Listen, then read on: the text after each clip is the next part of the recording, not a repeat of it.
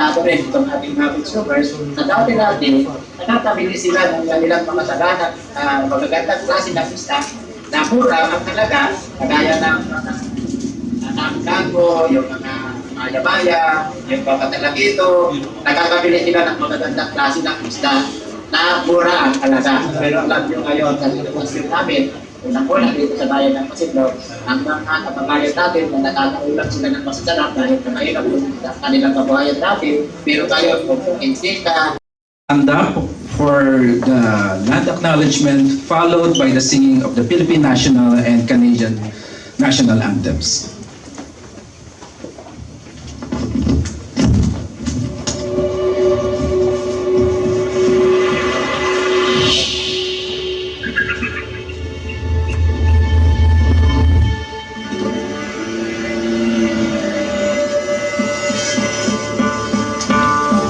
Have a story to tell. It's an opportunity for us to share our culture, about who we really are.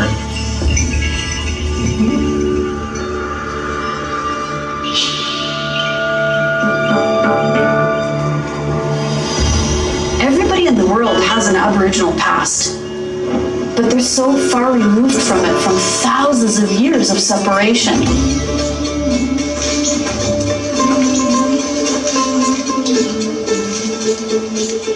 It is a great responsibility, I believe, to present my culture in the most honest and historically accurate way possible, because I might be the only one that they ever meet. They need to leave and to say, without them, we would not know Canada as it is today. They want to beat the drum, they want to dance the dance and feel it in the heart and be able to remember it forever, because once you hear the beat of the drum, you'll never forget it.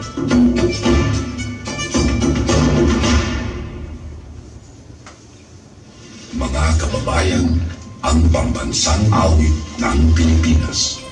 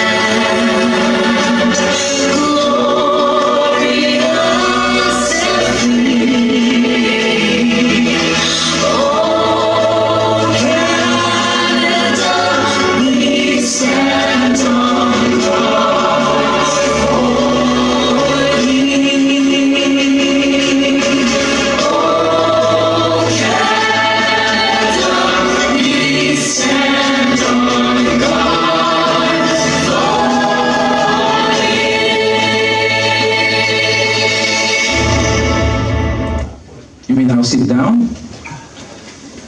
We would like now to call on Consul General of the Republic of the Philippines in Toronto, the Honorable Angelica C. Escalona, to give her welcome remarks.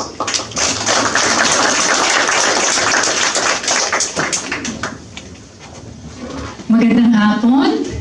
Good afternoon sa inyong lahat, and thank you for spending your Sunday afternoon with us here at the Community Forum on the West Philippine Sea. The Philippine Foreign Service post in Canada, headed by the Philippine Embassy in Ottawa, have realized that many people here in Canada, including our kababayans, the Filipino diaspora, have little or no knowledge about the South China Sea and the West Philippine Sea. That is, the overlapping claims of states in the South China Sea, the West Philippine Sea, which is that portion of the South China Sea that pertains to the Philippines, which is ours, and why the West Philippine Sea is so very, very important to the Philippines and the rest of the world. To help address this, the Philippine Post in Canada came up with a proposed roadshow, which was fortunately approved by the Department of Foreign Affairs, for Filipino experts to speak to Canadian audiences on the West Philippine Sea. So on September 18, our Filipino experts spoke before MPs and politicians in Ottawa. Yesterday, they spoke before a meeting, a congress of Filipino leaders from across Canada that was held in Winnipeg. And Toronto is the last leg. We are very pleased to bring this discussion to you today. You might ask, ano naman ang relevant sa akin ng South China Sea at West Philippine Sea? Layo-layo ko naman, nandito ako sa Canada. Diba? But listen closely to these presentations and you will find out. I don't want to give any spoilers, but what I can say is this. The audiences in Ottawa and in Winnipeg, they said that these presentations of our experts, they're eye-openers. And I can guarantee that they will inspire you to act. For act, you must. As our speaker, Dr. Deo Onda, said in Winnipeg yesterday, nakita, the more you know, the more you care. And the more you care, the more you will act. Let me share with you a personal story. A few weeks ago, I heard in the news that Chinese vessels ran the Philippine Coast Guard vessel BRP Teresa Magbanua, barko ng Republika ng Pilipinas. You know, in 2022, when I was studying in Indonesia, I had the honor of boarding that vessel that was there at that time for marine pollution exercises with Japan and Indonesia. This is a Coast Guard vessel. You know what I felt when I heard the news? Atin-atin na lang. Actually, I felt indignant. I felt violated. Not just for the crew of this great vessel. And you know what? At BRP Teresa Magbanua, I'm very proud that they have Filipina officers in their crew. So I felt not just for the crew, but for the entire Filipino nation. So this actually inspires me to do my very best to protect Philippine interests in the West Philippine Sea for the present and future generations. And so with that, I wish to thank the DFA, the Department of Foreign Affairs, particularly our Maritime and Ocean Affairs Office, the Philippine Embassy in Ottawa, who had the idea to have this roadshow, our speakers, Attorney J. Batong Bakal and Dr. Deo Onda, our partner here, the University of the Philippines Alumni Association in Toronto, our reactors, Professor Philip Kelly and Ms. Olivia Camacho, and all of you for joining us here today. Maraming salamat at mabuhay ang Pilipinas.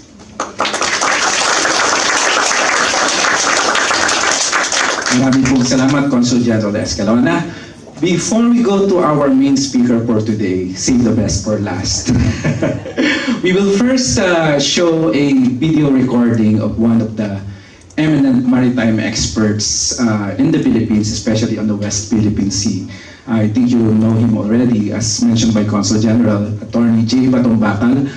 He was in Winnipeg yesterday, but unfortunately he has another speaking engagement.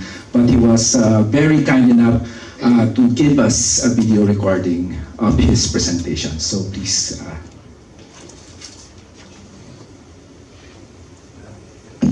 Okay. The West Philippine Sea Overview and Importance. In this video lecture, we briefly discuss the significance of the West Philippine Sea in its natural physical context as part of the broader South China Sea, a large marine ecosystem that hosts numerous natural resources and resource uses that make it the convergence point of national and international interests. But before anything else, we must make distinctions between the terms South China Sea and West Philippine Sea. This is necessary for us to be able to identify the Philippines' specific national interests within this marine region, separate them from the international community's more general interests, and understand where these interests either converge or diverge. Clarification of the terminology will also help us in communicating our positions and interests to the international community more accurately. We begin with the term South China Sea. The South China Sea is a historical and cartographic designation. The use of the term does not attribute any particular rights, nor recognize ownership in favor of China. Geographically, the term refers to a large body of water bounded by 6 littoral states, namely the Philippines, Malaysia, Brunei, Indonesia, Vietnam, and China, and 2 other sea areas, the Gulf of Thailand and the Java Sea. It is designated by the International Hydrographic Organization as Sea Area Number 71 and encompasses a large surface area of more than 3.1 million square kilometers. The South China Sea can reach depths of about 4,000 meters, but a large area of about 1.88 million square kilometers is only around 200 meters deep. These shallower areas comprise the continental and insular shelves of the surrounding land masses, forming extensions of their coasts. And these host rich marine resources that have been historically exploited by the adjacent coastal states. The West Philippine Sea is distinct from the South China Sea. The use of the term West Philippine Sea is directed by Administrative Order No. 29, Series of 2012. Since this is an administrative order, the naming of the West Philippine Sea binds only the Philippines and can be applicable to or enforceable upon government personnel, offices, and areas under the jurisdiction of the Philippines. The act of naming is expressly described to be without prejudice to the determination of the maritime domain of the Philippines territories. Hence, it applies only to our sea areas, not to land territories. The West Philippine Sea is to be understood as a means of officially and conveniently referring to the maritime areas over which the Philippines has sovereign rights and jurisdictions under international law, particularly the United Nations Convention on the Law of the Sea. It refers to the maritime areas on the western side of the Philippine archipelago, which includes the Luzon Sea, and the waters around, within, and adjacent to the Calayan Island Group and Bao de Masinloc, also known as Harbor Shoal. As such, the term West Philippine Sea refers principally to our 200 nautical mile exclusive economic zone and continental shelf, and the territorial seas adjacent to parts of the land territories located outside of those 200 nautical mile zones. So within these areas, there are numerous living and non-living marine resources and significant human activities that utilize them. The West Philippine Sea being part of the South China Sea, a considerable proportion of these resources and resource uses properly pertain to the Philippines as well. Of these resources, fisheries and marine biodiversity are the most important. The South China Sea and West Philippine Sea have been blessed with rich biodiversity and fishery resources on account of wide, shallow shelf areas, seamounts, and diverse tropical ecosystems that have nurtured rich marine habitats and diverse fisheries. Its ecosystem health and sustainability serves the interests of many nations across the region. The coastal communities of the Philippines, Vietnam, and Indonesia have historically relied on these waters for sustenance and livelihoods. Historically, the Philippines has exploited only a relatively small portion of its marine resources in the EEZ. The small and medium-scale commercial fishing industry in particular relies largely on traditional wooden outrigger boats and fishing gear, which restrain the sector from overexploiting the fisheries due to relative inefficiency. Of the total reported marine catch in the South China Sea, which reached more than 10.5 million metric tons in 2018, we only caught about 380,000 metric tons, or less than 10% of what China caught in the same period. But these 380,000 metric tons contribute more than 25% of the country's commercial fisheries production. The southern portion of the West Philippine Sea, the area of the Kalayaan Island Group, is thought to be home to 1.94 million metric tons of valuable commercial species like tuna, purple-back squid, bonitos, and travaliers, and may produce up to 91,000 metric tons of fish annually. This would be enough to feed up to 2.3 million Filipinos, underscoring the importance of access to the West Philippine Sea for purposes of food security. The fisheries are made abundant by coral reef ecosystems in the West Philippine Sea, of which the Kalayaan Island Group accounts for some 30%. About 500 species of coral reef fish, a significant number of which are important food fishes, are sustained by these precious habitats. On account of the exchange of seawater due to currents, waves, and tides, there is also a continuous exchange of biological material across the South China Sea and West Philippine Sea with other sea areas. Genetic markers reveal the interconnection between the species in the South China Sea and West Philippine Sea and those in the Sulu Sea, which in turn connect with the Celebes and onward further into Indonesian and Pacific waters. The interconnection of habitats and species are vital to their regenerative capacity. The sustainability of marine habitats and fishery resources are integrally linked across vast distances. Whatever happens in the marine ecosystems in the South China Sea, therefore, will affect the marine ecosystems in the Sulu Sea and other Philippine inter-island waters. Hence, the Philippines' keen interest in ensuring environmental sustainability in the West Philippine Sea. In addition, huge oil and gas reserves are thought to be waiting to be found in the shallower shelf areas along the mainland coast of the surrounding states.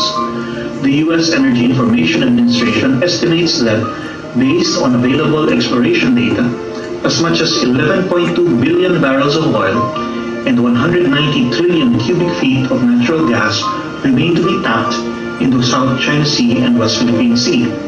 In some places, exploitation is already in full swing, fueling the steadily growing economies of Malaysia, Vietnam, and Indonesia. These Southeast Asian countries developed their reserves well ahead of other littoral states. The Philippines, unfortunately, has yet to truly take advantage of its petroleum prospects, owing to its very slow rate of petroleum exploration activities, averaging about just 1/10 of that of its neighbors before 2010. With respect to energy, the Philippines' interest in the West Philippine Sea was sparked in the late 1960s on account of the initial reports of petroleum potentials there. Since the 1970s, we have conducted offshore exploration, but none have attracted more attention than the shallow shelf areas of the West Philippine Sea.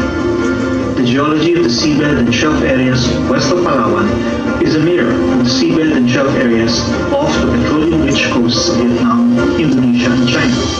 Thus, they are expected to similarly host major petroleum reserves. The discoveries of the Marampaya and Sampaguita gas fields and the Gallup oil field further strengthen these assessments. The West Philippine Sea remains our most promising petroleum province and holds the key to our future indigenous petroleum energy supplies and long-term energy security.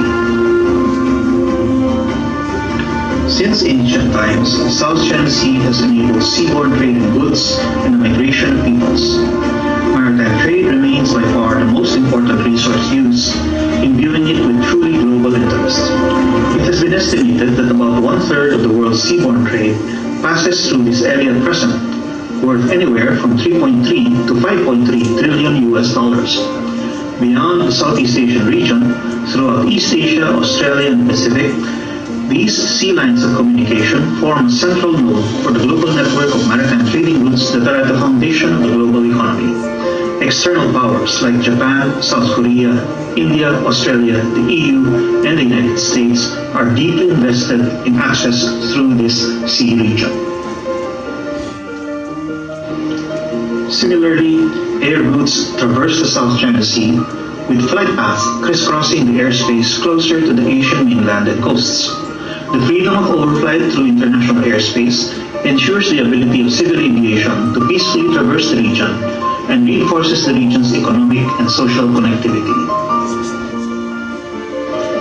When it comes to marine and air transportation, the Philippines' interests rank even higher than that of other members of the international community, whether regional or extra-regional states. The Philippines' trade connectivity to the Asian mainland is dependent on its maritime trade routes. Freedom of navigation guaranteed under the law of the sea enables its maritime connectivity with the Asian mainland and beyond. Each day, hundreds of ships pass through the West Philippine Sea, with some of them calling at Philippine ports to convey or take on goods. Freedoms of the air under international air law allows airborne passenger and cargo connectivity to destinations in Asia and Europe through the South China Sea and West Philippine Sea. It is clear that without guaranteed and free access through the West Philippine Sea and the South China Sea, the Philippines could be cut off from the Eurasian continents. Unrestricted and guaranteed access through the West Philippine Sea and South China Sea are clearly essential for our existence as a truly sovereign and independent nation-state. More recently, it has come to the attention of many observers and experts that the South China Sea and West Philippine Sea also now serve as a central hub for data traffic due to numerous fiber optic submarine cables that have been laid through it over the decades. These cables enable high-speed data transmission that is essential for today's internet and global computer communications and information exchange systems. Researchers have only just begun to scratch the surface of the implications of this previously unnoticed latticework of data, which are necessary to make modern economies and international commerce run efficiently. And there are more resources and activities that are still unexplored and untapped in the West Philippine Sea. Mineral resources remain to be found in the seabed, such as manganese nodules and cobalt-rich crusts. Gas hydrates and caltrates, essentially natural gas that has crystallized into blue ice on account of high pressure and cold temperatures in the deep sea, are likely to be present also. And genetic resources of organisms, both known and unknown in the deep sea, have huge potentials. These are resources for the future and would form part of the heritage of future generations of Filipinos. UNCLOS, the United Nations Convention on the Law of the Sea, is very important to the Philippines. As an archipelago comprised of land and water, we have intuitively regarded our rights over our seas, both inter-island and offshore, as vital national interests. Today, UNCLOS remains a major pillar in our foreign policy advocacy because of its inherent significance to our nation's life. UNCLOS is widely referred to as the Constitution of the Oceans. It is the common legal framework upon which is based national and international management of the oceans within and beyond national jurisdiction. The document is a product of about 30 years of negotiations, although it is also a codification of hundreds of years of state practice. UNCLOS is one of the achievements of the United Nations mission of progressively developing international law